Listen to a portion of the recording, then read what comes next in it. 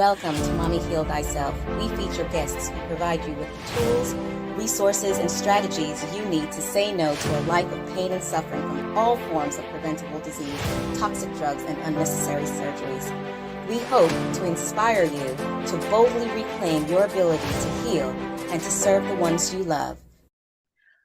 Welcome, welcome, my beautiful, sweet sisters. Today, I have a phenomenal, wonderful woman to be with us here today.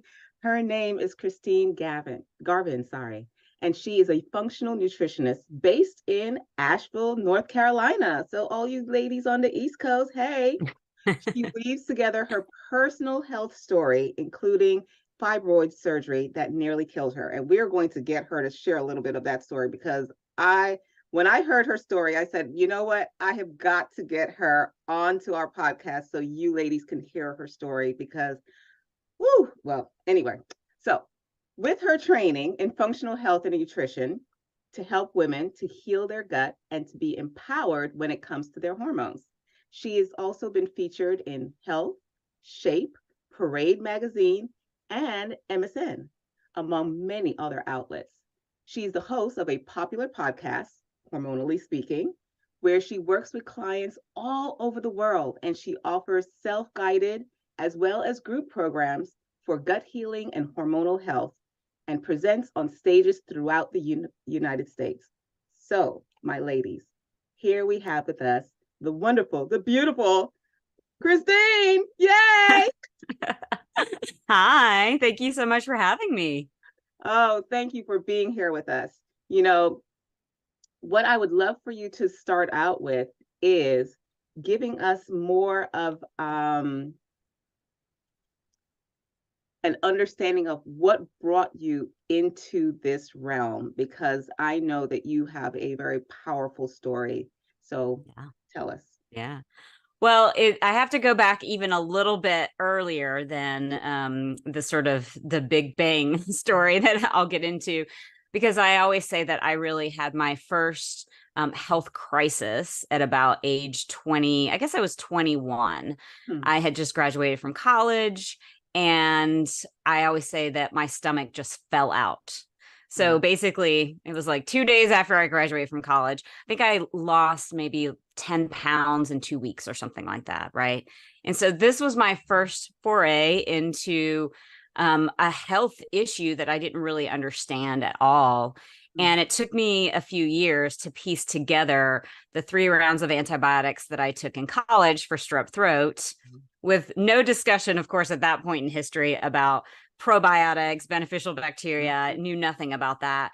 And it took me a while to realize the combination of that and then the stress of graduating from college and not really knowing what I wanted to do with my life, you know, and so I'm sure a lot of your listeners understand how impactful stress is on everything. And for many of us women, our guts in particular. So it was that kind of just combination thing that happened. And then that led me on the path of, well, I want to understand what's happening from a nutritional standpoint, right? That was the first.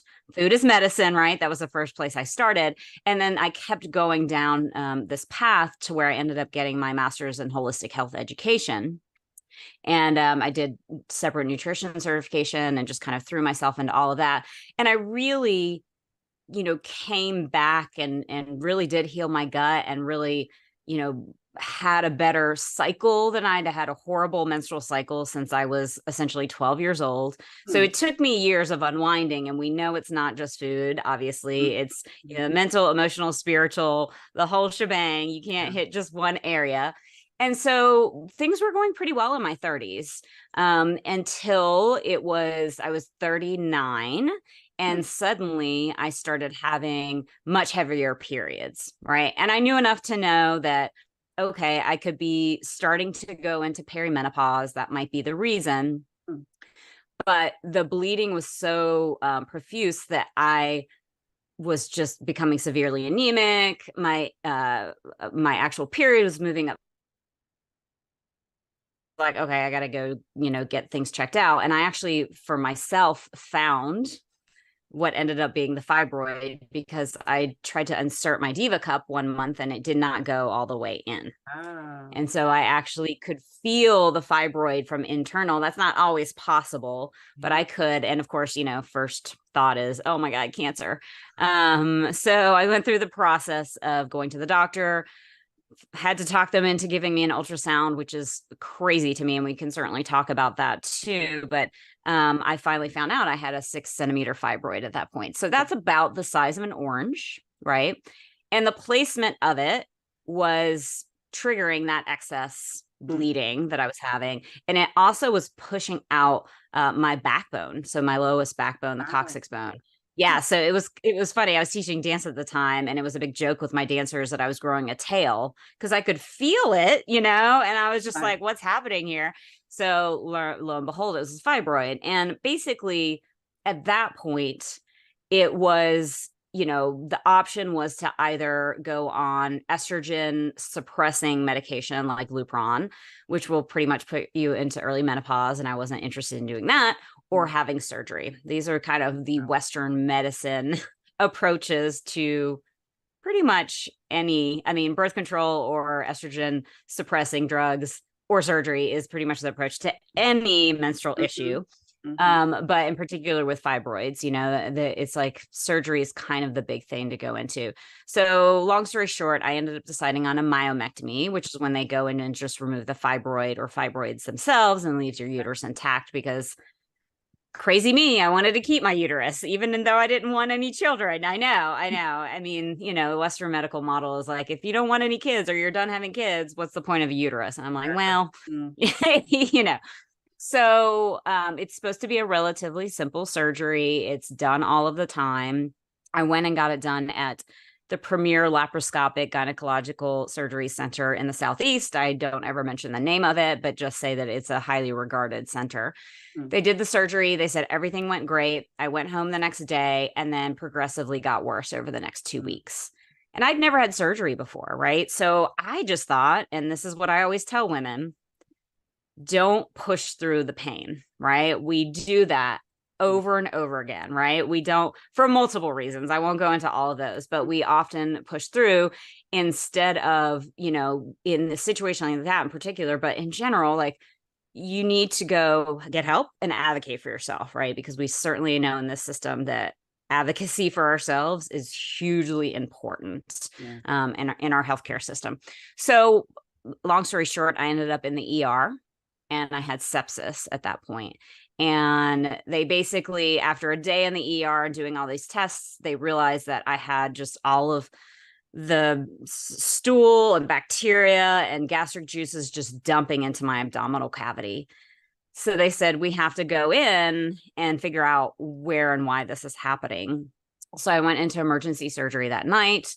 They had to cut me from breastbone to pubic bone, and they opened me up and they said I was just full of just gunk, essentially. And it took them several hours to just use bags and bags of saline to clean me out. And then they finally could find where I was burned in 3 places in my intestines during that fibroid surgery, unknowingly. And this, of course, is something that is not talked about a lot. And yet happens. I'd say getting nicked is a little bit more common than getting burned, but it's a heated tool that they use to remove the fibroid, right? And so it can happen without them realizing it. And that's unfortunately what can happen for a lot of women with these surgeries, is they don't know at the time of surgery that something went wrong. And they end up in a similar place to where I was. And my surgeons told my family that if it had been a day later, I would have been dead. They were actually surprised that I actually walked into the hospital, and they said that they were shocked. I shouldn't have been able to walk into the hospital. And this is a jumping on why it's good to take care of your body too, just generally, right? They said, if I hadn't have been as healthy and taking care of my body as much as I had, then I probably wouldn't have survived. I'm very lucky I didn't go into septic shock. None of my organs, stopped working, but they ended up having to take out half of my colon. and about 8 inches of small intestine. Yeah, the surgeon later told me that they were hoping to sew back together my colon, but that it was like trying to sew back together ground beef. Well, you So know, it was pretty bad. that was the other thing that really resonated with me from your story, because I had my Mm-hmm. colon removed when I was a 3-day-old baby. And I know that it sets you up Oh my for, God. in my case, a lifetime of being very, very aware of gut health. So when Yes. you talked about having that issue, I was like, yeah, the first year of my life on this planet was with a colostomy bag, and then when I was one I year can't even old, believe we were that. able to reconnect. But I am just Wow. grateful that you are here with us Yeah. and you're able to Yes. tell us this story, because it Yeah. makes what you do so much more important, because we want to help to get to women before they even have to consider something like that. So tell us a little bit Yeah. about what kind of women are you working with? What are the issues that they're dealing with? And what are they experiencing when they come to work with you? Yeah. So I primarily at this point work with women in perimenopause, Mm. because this is the time where a lot of these things start to happen for the first time for women, right? And when I say perimenopause, a lot of women think, oh, 48, 49, 50. No, 35. Really? 35 and above. Yes. Ah. Because technically our progesterone starts to naturally decline after age 35. That's why if any of your listeners have tried to get pregnant after age 35, they will call it a geriatric pregnancy, right? And a Mhm. huge part of that is because of those progesterone levels just naturally declining. And so what you have, there's kind of I always say a 3-stage process with perimenopause. You may not even notice any changes until you get into your 40s, but your body is starting to deal with that lowered progesterone level. And estrogen and progesterone have a very important dynamic relationship together. And you basically want them to be in a good, level with each other. And when that progesterone starts to go down, then that estrogen, even if it's not actually high in and of itself, it's Mhm. going to be dominant Yeah. over progesterone, right? And we also see very fluctuating estrogen levels at this point where they do go very high for a lot of women too.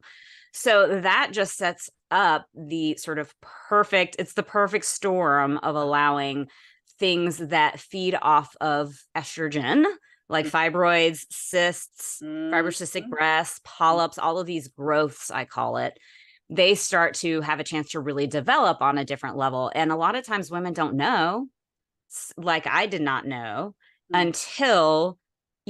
until it was sort of too large. Wow. I mean, I would certainly do it different now if I had to go back, but it was already so large that it was causing major problems. And that's often when women will figure out that Mm. they have it, right? It's already sort of at this Yeah. large level, and it's much harder to work with them the bigger that they get. So Mhm. we want to see it earlier, fibroids in particular, but fibrocystic breasts and all those kinds of things, because you can really work with them from a natural standpoint, right? The Mhm. biggest thing is making sure that your estrogen is metabolizing well. Our body has to Mhm. break down estrogen, just like all of our hormones and everything that comes into our system. Our liver breaks it down, right? A lot of us aren't aware of that. Mhm. And when that's not metabolizing or being broken down as efficiently as possible, that is going to lead towards these kind of growths happening. And it leads to a bunch of other issues like increased heavy bleeding, increased PMS symptoms, Yeah. shorter cycles, all of these things. And so this is what I really focus on in my practice, is really setting women up to understand, number one, what's going on in their bodies. And Mhm. number two, there's so many things you can do with food and herbs and nutrients to support your body to make the transition an easier process, and maybe possibly even a beautiful process, which unfortunately our culture is not set up for women experiencing in perimenopause or menopause. So now, what is one common mistake that you find women are making when dealing with this type of issue? I think uh, I don't want to say that women want to bury their head in the sand, Ah. but I want to take the word perimenopause and Mhm. sort of reclaim it and redefine it, because I think a lot of women feel like, oh, I'm not that old yet. You know, they feel like the word perimenopause means they're old. And I want women to get out of that mindset around it and really say, hey, this is me heading towards this time of my life where I'm really creating and defining what the second half of my life is going to look like. And it's a perfect time to really take control and know what's happening in your body, right? So I would just say to anybody that's listening that even in your early 30s, the earlier you make some of these changes, the better the whole process is going to go. And I get it. I mean, I was obviously 30 and didn't necessarily think about perimenopause or menopause coming up, but you know, if I could go back, I obviously would. And things are hitting women younger and younger and younger these days too. So, you know, what you do for perimenopause will help you at other points in your cycling life too. So go ahead and jump on it. So that's the biggest thing, you know, step around this idea that perimenopause makes you old. You're not old, you know, you're just coming into that midlife time, and it's going to be amazing if you take care of yourself. So now in your journey, what is one either TED Talk or book or video or coach or something that really influenced you and had an impact on what you decided to transition into? Yeah, great question. So easy answer. Nicole Jardim, who I ended up doing a hormone apprenticeship with post surgery. So basically, you know, the surgeries happened. I ended up with a temporary ostomy bag. I had the reversal surgery, and then I was a dancer before that. And so I couldn't dance. That was sort of the end of my dance career, right? I mean, I couldn't even, my abs, it took me a year and a half to rebuild my abs, you know, from multiple surgeries. So I sat back and I said, well, what got me into this in the first place? And that was, you know, having a fibroid. And what causes fibroids? A hormonal imbalance. I want to learn as much as I can about hormones. And so I started with Nicole and I took her apprenticeship. And that really, you know, I mean, for the first time, I started to learn about a menstrual cycle. You know, I was 39 or 40 at that point. Wow. And it's crazy to me, right? I mean, I knew the basics, but like I didn't, you know, I think, and this is another thing I love teaching women about their cycle because, and when I say cycle, I always let women know, you know, the cycle's not just the 5 days of your period, 3 to 5 days of your period. It's the entire shebang, right? And it's an incredible symphony that's happening consistently in our bodies without us even realizing it. And it's really cool actually when you know, break it down. And so I loved learning about that. And then basically that opened me up to wanting to learn more in functional testing, you know, functional gut testing. Obviously I needed to heal my gut, you know, functional hormone testing, looking at serum labs from a functional perspective. And so that kind of just all took off. And of course I have many other mentors. Yeah. Yep, exactly. Many mentors since then, but Nicole's the one I feel like that I love her work. She's got a great book called Fix Your Period. So everyone check her out. So what is one valuable free resource that you'd like to share with our ladies today? So if you go to my website, which is christinegarvin.com, there is a free masterclass on there, and it's 5 ways to get your menstrual cycle to work for you, essentially. And here's the thing about your menstrual cycle is that foundations are key. Right. And we like to skip over foundations a lot, right? We go to what supplement can I take? What, you know, whatever, what kind of biohack can I do? Exactly. And the reality is you can't, right? You need to get those foundations in place. And honestly, that's going to take care of 80 to 90% of your issues.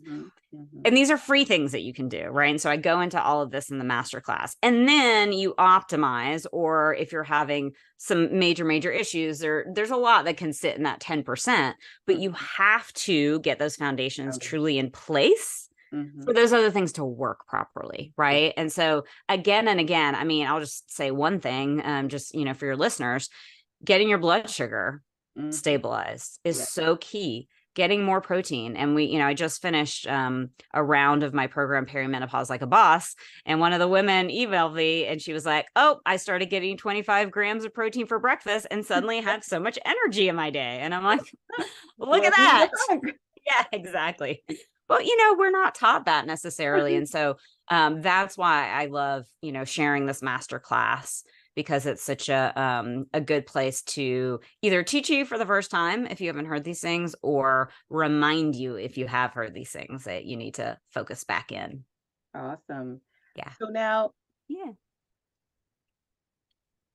what is it that you would like to have as your ultimate message to our women? And what is something that I probably should have asked, but I didn't ask? Well, I'd say trust yourself and trust your body. Mm-hmm. I think particularly if we're having pain, it can be really hard to trust your body, and you can feel like your body's against you. Mm-hmm. But in reality, your body wants what's best for you. Mm-hmm. And it's signaling to you that you need to sink in, connect, and maybe go on a journey. I'm not saying it's going to all happen in one day. It's here to teach you some lessons, some of these processes, but trust your body above all else. And, any decision that you make, and listen to it, and don't push anything down. If you're feeling pain, go get help. What's one thing that you could have asked? I don't know.